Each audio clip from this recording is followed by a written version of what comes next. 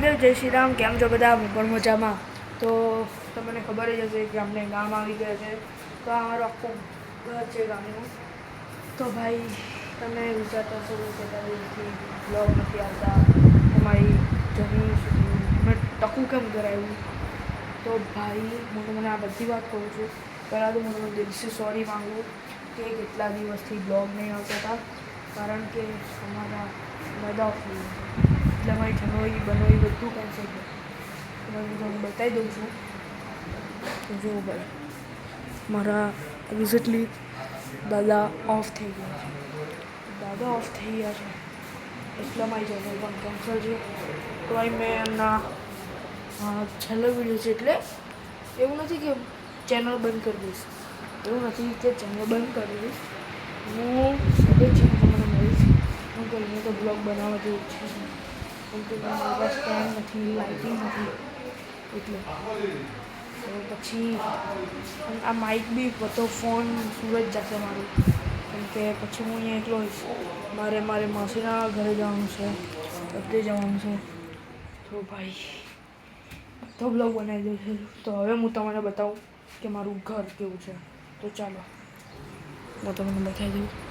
જો આખું અમારું ઘર છે. જો એક રૂમ, બીજો રૂમ, અને આ કિચન છે. પણ કિચન છે આમાં કંઈ જ નથી, ખાલી કિચનનો જે અડધો સામાન હોય ને એ બધું મૂકવાનું છે. સામે બધું બનાવવાનું. તો આ મારું શોરૂમ છે, આ મારું વોશરૂમ છે, આ મારી એ છે શું કહેવાય ચોકડી. હા મારી બધું આખું હોલ છે. મારી ગાડી પડી છે એની પાછળ. હું તમને બતાવી દઉં કોણ છે. તડકા આ મારી દાદી છે. હા એ અમારી દાદી છે, એટલે સિલાઈનું કામ કરે છે. બહુ દુઃખની વાત છે દાદા છે એટલે એમને શ્વાસ ચડો બધું થયું. પછી એ ગયા મેં કરતો કંઈ નહોતું, એમને કંઈ પ્રોબ્લેમ બી નથી. બેસી ગઈ નથી ભાઈ, પંખો ચાલુ છે તો બી બહુ આવે છે. તડકો જુઓ, ખાલી તડકો તમે જુઓ. તમે બહાર નીકળશો એટલે ગામનો તડકો એટલે બનાસકાંઠાનો તડકો એકદમ ખતરનાક હોય.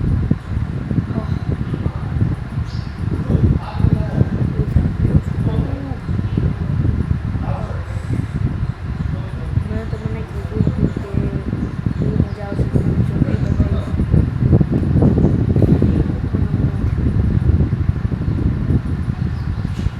દાદા થઈ ગયા, દાદા બેસવું થઈ ગયું, 12 ને 13 થઈ ગયું, 11 પણ થઈ ગયું.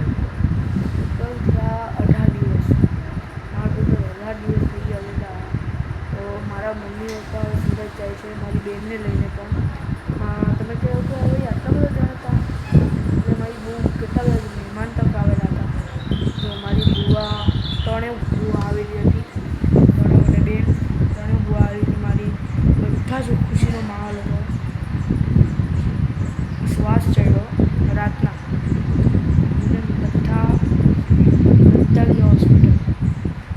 હું ને મારી કાકી જેમાં છો, એટલે બધાને જે છોકરાઓ હશે એ બધા ગયા હતા. હું મારી કાકી જાગતા બધા ગયા હોસ્પિટલ. મારી દાદી પણ ગઈ. અમે જ્યારે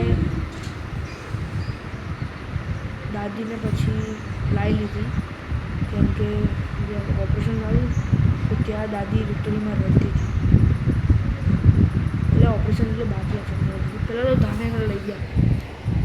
ધાનેરા કે બનાસકાંઠામાં છે, અમે ધાનેરા લઈ ગયા. ધાનેરાથી ડાયરેક્ટ હવે કીધું કે કંઈક છે એવું છે નહીં. પછી અમને કીધું કે પાલનપુર લઈ જાઓ. અમે ડાયરેક્ટ 108 બોલાવી, ત્યાંથી ડાયરેક્ટ પાલનપુર લઈ ગયા. અને રસ્તામાં મારા કાકા પણ આવ્યા હતા. ખાલી મોટી મમ્મી અને મારી કાકી અને મારો ભાઈ આવેલો હતો. એ બધા આવી ગયા. જમીનનું બધું લાવવાનું હોય, પેલું બસમાં તો ફિટ થાય નહીં, એક ગાડીમાં. એટલે ડાયરેક્ટ પહેલાં તો મારી બીજી સગી બુઆ નહીં, બીજી બુઆ એમણે એમના ઘરે ઉતાર્યા. જ્યારે એમ સમાચાર મળ્યા ને કે દાદા ઓફ થઈ ગયા છે એની પહેલાં દાદી ત્યાં હરેલી. હું રાતના સૂઈ ગયો હતો, મને કંઈ જ ખબર નહોતી. અમે ટોટલ 10 વાગ્યાથી લઈને બધા વહેલા ઉઈ ગયા હતા, 8-9 વાગ્યા ઉઈ ગયા બધા. એટલે છોકરાઓ સૂઈ ગયા હતા, હું ખાલી હતો એ છોકરાઓમાં. તો 8 વાગે ના 10 વાગ્યાથી લઈને હું ટોટલ 3:30 વાગ્યા સુધી જાગતો રહ્યો. પછી મને ચક્કર આવ્યા. ખબર નહીં એમ થયું કે ભાઈ તું આ સમાચાર ભગવાને ખુદ કીધું એમ. ખબર નહીં એમનો આશીર્વાદ કે તું આ સમાચાર સાંભળી નહીં શકે, તું સૂઈ જા. અચાનક ઊંઘ આવવા માંડી. મને કંઈ જ નહોતું. બોલો, હું બપોરે સૂઈ જાય ને તો હું ટોટલ 4 વાગ્યા સુધી જાગતો હતો રાતના. હું આટલો વહેલો હું બપોરે સૂઈ ગયો હતો તો બી સૂઈ ગયો. પછી મારો ભાઈ જાય 4 વાગે 3:30. એટલે હું તો સૂઈ ગયો ખબર, એ જ આવ્યો ને એની પહેલાં 15-20 મિનિટ હું સૂઈ ગયો હતો ખબર એમ.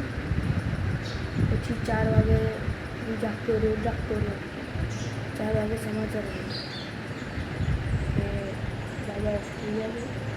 બધાને ઘરે લાવી. મારી દાદી પર 3 વાગે 7 વાગે આવી ગઈ હતી. એની પહેલાં હું ગયો અમને સુરાય નથી. દાદીને હજી કીધું પણ નહોતું, કેમ કે એ વધારે ટેન્શન કરશે. બહુ વધારે ટેન્શન. બધા મહેમાન આવવા. દાદીને ધીરે ધીરે શક આવે કે ભૂતો છે. તો એટલા બધા મહેમાન આવે ને તો આવવાના બિલકુલ નહીં. હા શક છે એટલે આવી ગયા. પણ પછી દાદીને બીજું નુકસાન થયું તો હરતી બધા જે હતા ને એ ભૂતો મોટા થઈ ગયા. જો પેલી સાઈડ સામે પેલો દરવાજો દેખાય બ્લુ કલરનો ફોન બતાવી દો. ત્યાં છાયો હતો. બધા ત્યાં જઈને બોલો, બધા ત્યાં જઈને બોલો.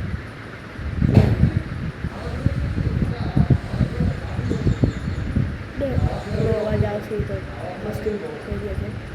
એટલે દાદા થઈ ગયા આડે થાય તો પછી થયું. એટલે અમે પૂછ્યું દાદા બહુ બધા મહેમાન આવ્યા હતા તો સંભાળવાની ખબર નથી. એટલે હું બ્લોગને બનાવતો હતો. હવે હું તમને મારું સુરત જઈને અહીંયા માઇક પણ કદાચ બંધ થઈ ગયું. હવે હું તમને મારું સુરત જઈને એટલી વાર બાય બાય અને જય શ્રી કૃષ્ણ. સારા રહેજો. હવે હું તમને સુરત જઈને મળું. Okay bye bye.